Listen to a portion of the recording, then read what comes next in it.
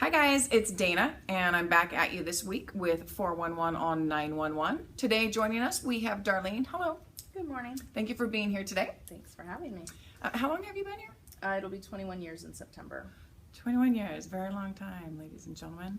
And before that, or during that time, you were an officer for a little bit, right? Yes, for about a year and a half. Okay, so she has a very unique perspective in what we're going to be discussing today, which is suicide. Suicide is a very tough topic to talk about, right? Kind of a taboo. Don't speak about it. Don't ask, don't tell. Yeah, I would definitely say so. It's definitely not something that people are comfortable with, and nobody wants to talk about it and admit that it actually happens. And it's, it's frowned upon, and it's a sin in many religions and cultures as well, which, only helps to perpetuate the stigma. I get that. So many are committing suicide right now and contemplating it.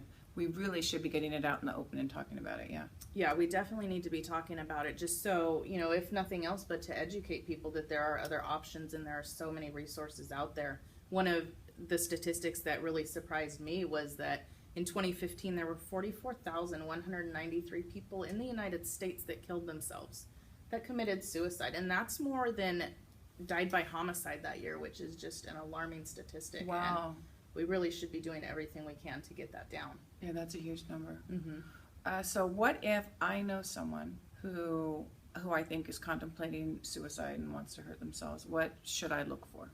I think one of the biggest red flags or indicators that they're very serious is that they have definitely formed a plan. And by a plan, I don't mean them just flippantly saying, oh, I didn't get my way, I'm going to go kill myself. That's not a plan. A plan is something definitive, something like, I'm going to go jump into traffic, or I'm going to overdose on pills and never wake up, or I'm going to shoot myself, something like that. If they have a means of doing it and they've thought it out and have, they have ready access to that type of stuff, you really should be alarmed, and you definitely want to get that out in the open. Okay, so I should actually ask them if they're contemplating suicide, like bring that right up to them. Yeah, if you feel that they have a plan and that they're truly contemplating it, put them on the spot and be direct. Don't beat around the bush on it. Just like we're getting right down to it right now, you definitely want to get that out in the open. And if somebody's talking to you in that manner and expressing those feelings and thoughts to you, obviously you're probably either very close to them, or you might be somebody that they admire and that they feel comfortable with, opening up their deepest, darkest secrets to. So if you're talking to them and they start mentioning other things like, this is the end, or, well, next week doesn't matter, I won't be around anyway, or I just need to clear some things up. Sometimes you'll hear of people start giving away cars or giving away money or things like that. Those are definitely indicators that they're really thinking about it. So you want to ask them for sure if they're planning on hurting themselves. I never thought about that. Those are good things to look for. So if someone in this case says, yes, I want to help them, but I don't know what to do, and I may not even want to involve the police department. I think some of you may feel that way as well. What would I do then? There's a lot you can do just as a regular person. I mean, it's going to be overwhelming, and you're going to feel maybe panicky that you don't know what to do, but just being there to listen to them, that may be all they need. Or if you know their family or their friends or maybe the church they go to, you can get those people involved. You can look in the phone book or on the internet for any kind of mental health professional that could get them into an appointment as soon as possible. There's the suicide hotline, there's the suicide prevention. Those are 24-hour phone numbers that we'll put up at the end of the segment. If you're dealing with a veteran, because sometimes they have these issues too, there's also the Veterans Crisis Line. There's an online chat feature that they have, and if they can't afford treatment or are worried about insurance or something like that, then there's clinics out there that you can find. You just have to know where to look. You can also, if they're willing to, you can transport them to any local hospital and walk in and say, my friend, my whoever is thinking about killing themselves and I need them to get some help, and the hospitals will take them. That's good to know. I didn't know that. What if a person who I'm dealing with is not open to any of these options at all? So whatever I'm saying, I feel like I'm not reaching them, I'm not getting through to them. What can I do? Right, and sometimes that can happen, and that at that point it's just out of your hands and it's beyond what you can do, which is unfortunate. But knowing that we are there to help, you can call the police department anytime, 24 hours a day, and we'll send somebody out to do a welfare check on them. and see, you know, how they're doing and what their mental state is, and we can try and get them the help that they need. Okay. Would I call 911 for that? It depends on the situation, really. If you're talking to somebody and they don't have a plan, it's just, you know, they're kind of casually talking about it, maybe just call the non-emergency line and, you know, ask us to do a welfare check. But if it's something like, you know, somebody standing in front of you armed with a gun, you definitely want to call 911. Or you see somebody, you know, standing on the bridge about to jump into the river, definitely call 911. Something like that is obviously a more imminent threat than just casually talking about it. Okay. Okay, so what do you guys do when I call you? Right. As a dispatcher, we're going to ask you many questions, which might be, you know, it might seem silly or you may not know all the answers to them, and that's okay, but we're just trying to gather as much information for the officers to be able to help them. First thing we're going to ask is the address so that we can determine if we are the agency that's going to be responding, and if not, then we want to get you to the right agency with jurisdiction over where they are.